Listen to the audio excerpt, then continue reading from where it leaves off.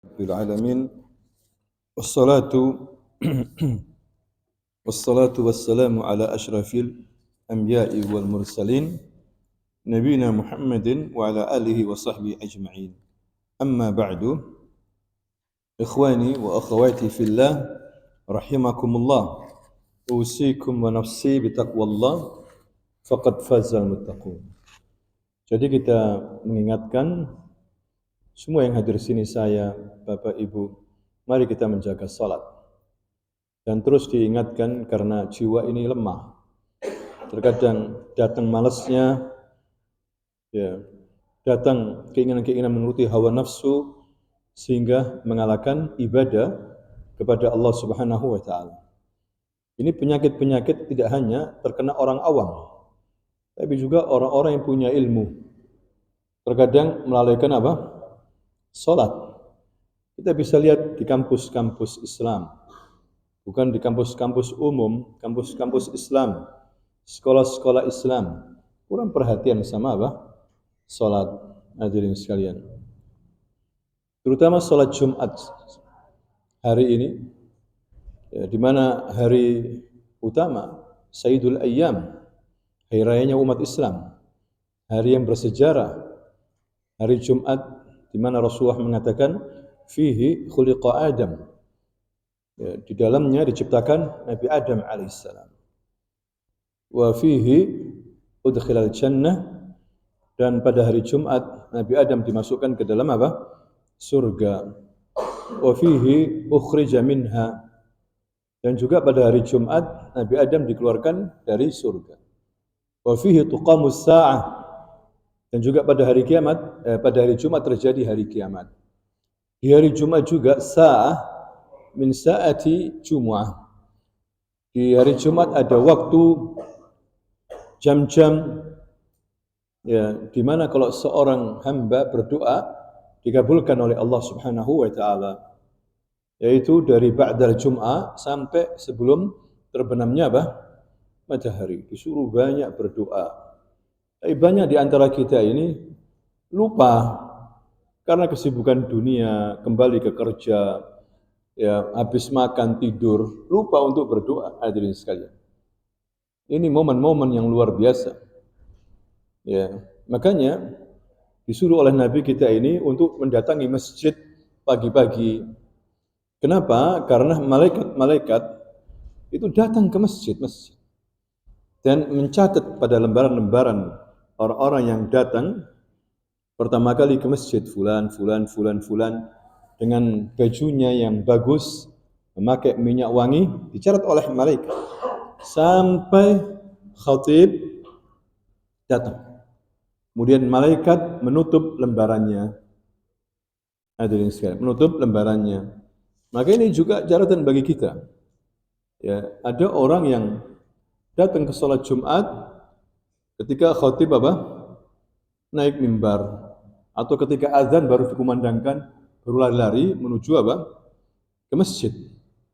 Maka dia tidak mendapatkan banyak keutamaan di sini, walaupun dia menjalankan kewajiban. Jadi hari Jumat ini hari yang penuh sejarah.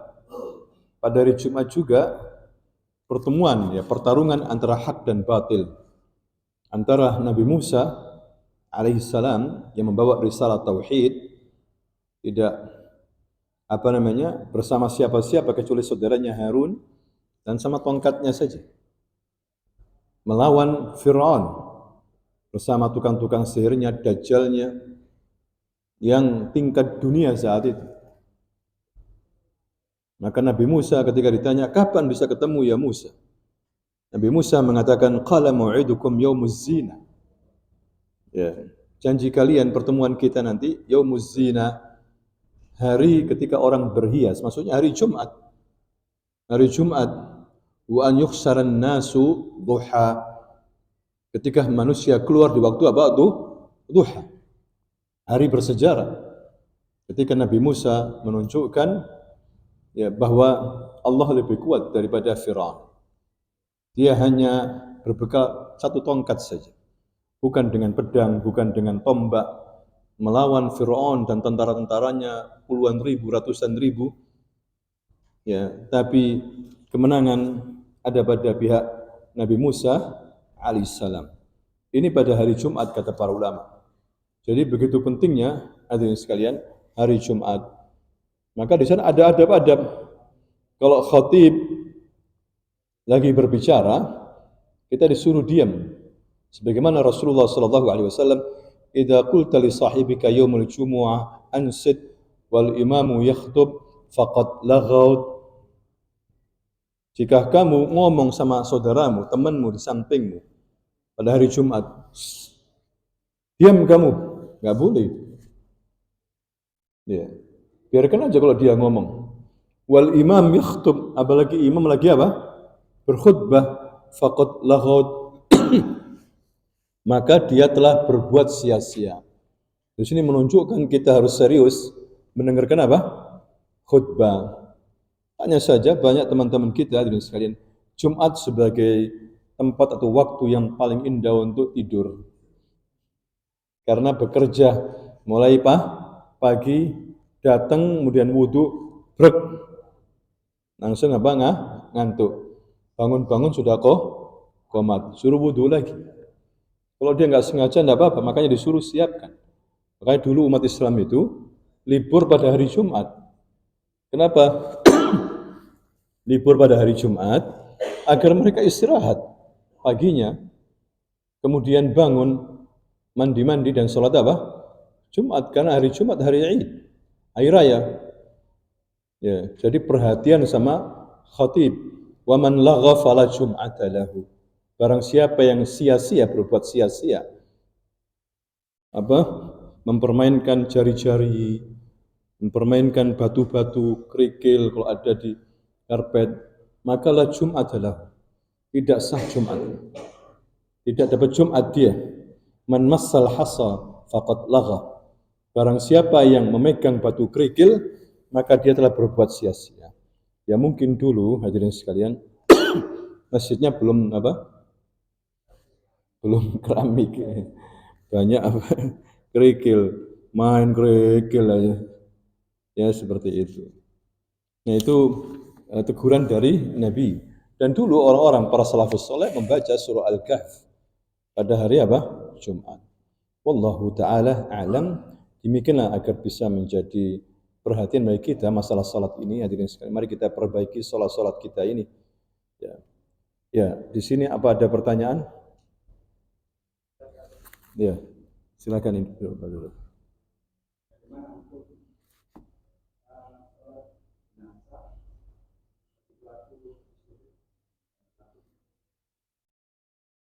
Pelaku apa? Syirik.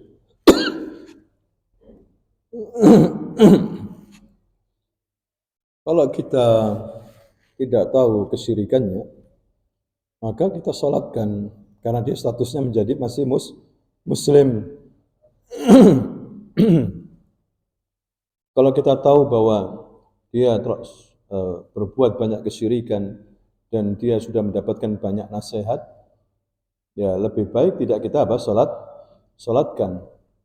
Kalau ahli bid'ah masih bisa disolatkan, ya karena dia masih muslim. Kalau bid'ahnya itu tidak sampai kepada kekafiran, ya kecuali tokoh, ya untuk memberikan shock terapi, tokoh hendaklah tidak menyolatkan. Ya sebagaimana Nabi waktu tidak tahu kalau Abdullah bin Ubay bin Salul meninggal dunia waktu itu, karena anaknya Abdullah namanya Abdullah juga memberikan selendangnya ayahnya. Ya Rasulullah tolong sholatkan ayah. Anaknya baik, maka disolatkan oleh Rasulullah. Ketika mau takbir tegur sama Umar. Ya Rasulullah ada rajul munafik. Ini orang munafik ya Rasulullah. Ya Umar, aku disuruh untuk berhukum secara zahir, bukan batin. Ya, jadi Rasulullah mengajari kepada kita hukum itu secara zahir. Batinnya tidak ada yang tahu kalau dia munafik kecuali Allah Subhanahu wa taala. Zahirnya statusnya muslim. Ya kan? Maka Rasul menyolatkan, ditegur lagi sama Umar, "Ya Rasulullah, ini orang munafik." Ya Umar, aku disuruh berhukum secara zahir. Maka disolatkan sama Rasulullah. Setelah selesai ditegur sama Allah Rasulullah bahwa tegurannya Umar ini benar. Ya, tapi sudah disolatkan kan. Ya sudah, hadirin sekalian.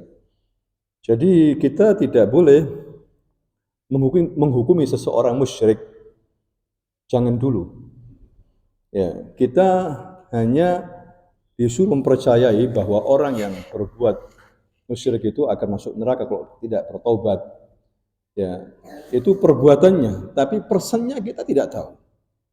Barangkali dia sudah bertobat. Ya, barangkali dia sudah apa? Hijrah, kita nggak tahu.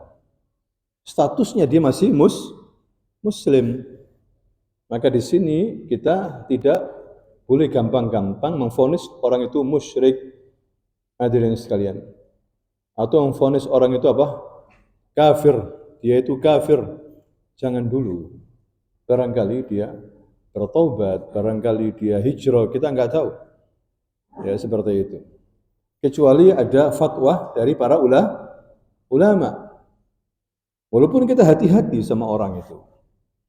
Ya, sebagaimana Nabi padahal tokoh munafik kelas kakap ini yang membuat runyam orang-orang Madinah, menggebuk umat Islam dari belakang. Tapi matinya disolati sama Nabi. Hadirin sekalian. Ya, jadi di sini kita disuruh berhukum secara apa? Dohir. Sedangkan orang munafik hatinya yang jahat. Dohirnya menampakkan Muslim. Terkadang sholat, terkadang puasa juga. Ya sudah. Makanya ketika Umar beberapa kali minta kepada Rasulullah, orang munafik ini ya Rasul, biar izinkan saya aku penggal kepalanya. Munafik ya Rasul. La ya Umar, jangan. Nanti apa kata orang? Muhammad telah membunuh sahabatnya sendiri. Rasul melarang. Kita disuruh berhukum secara zahir. Zahirnya dia Muslim, kelas itu saja. Zahirnya dia apa? Muslim. Batinnya kita serahkan kepada Allah. Apa kamu tahu hatinya? Kan nggak tahu. Ya, nah saya melihat hatinya nggak bagus. Dari mana bisa melihat hati seseorang itu? Kecuali Allah Subhanahu wa Ta'ala. Nah, hatinya nggak bagus. Pernah membedah hati seseorang? Nggak pernah kan? Paham ya? Ya. Ya.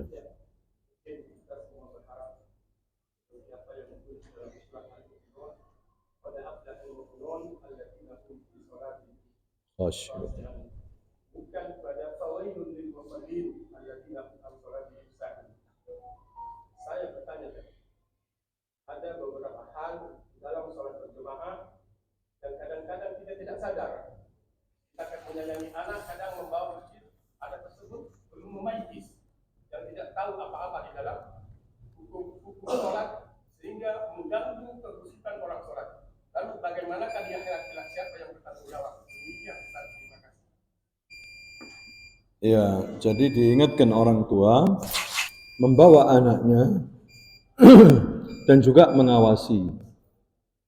Ya, jangan kemudian membiarkan nanti anak itu lari ke sana lari sehingga mengganggu orang apa salat.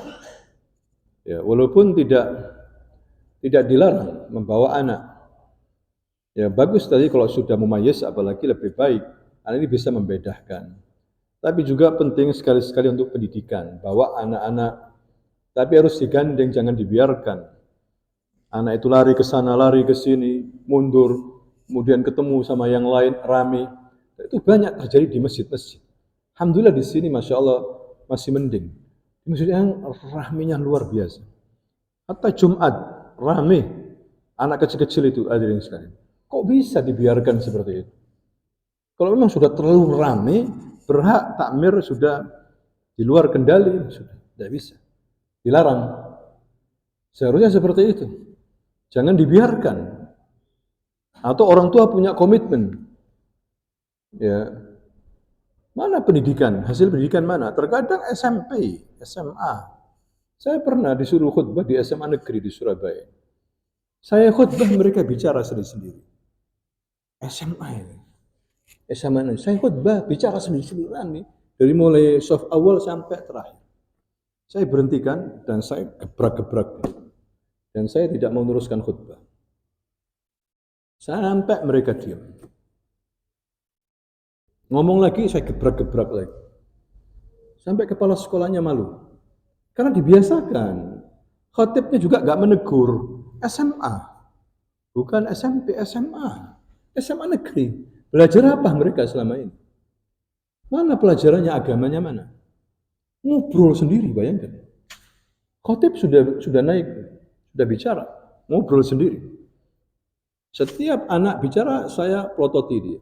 Saya tegur langsung. Fulan. Sampai diam, kita teruskan lagi. Soalnya khatib seperti itu. Jangan diam saja. Berikan pelajaran kepada yang lain. Ini perlu, hadirin sekalian, adab-adab terutama anak-anak ini diberitahu kalau sudah masuk masjid, nggak boleh ngobrol sendiri. Ini anak kecil-kecil diam, Masya Allah. Karena apa? Dapat pelajaran. Ya, jadi orang tua, kalau bisa ngajak anaknya, diajari adab-adab bagaimana berada di masjid. Begitu ya. Subhanakallahumma wa bihamdika asyhadu an la ilaha illa anta astaghfiruka wa atubu ilaik. Assalamualaikum warahmatullahi wabarakatuh.